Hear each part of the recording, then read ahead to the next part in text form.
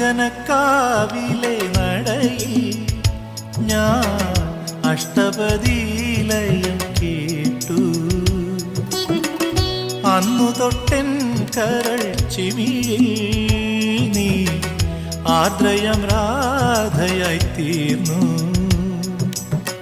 പുഴയൊഴുകും വഴിയരികിൽ രാക്കടമ്പിൻ പൂമഴയിൽ മുരളികയൂതി ഞാൻ നിൽക്കൂ. പ്രിയമോടെ വരുകില്ലയോ?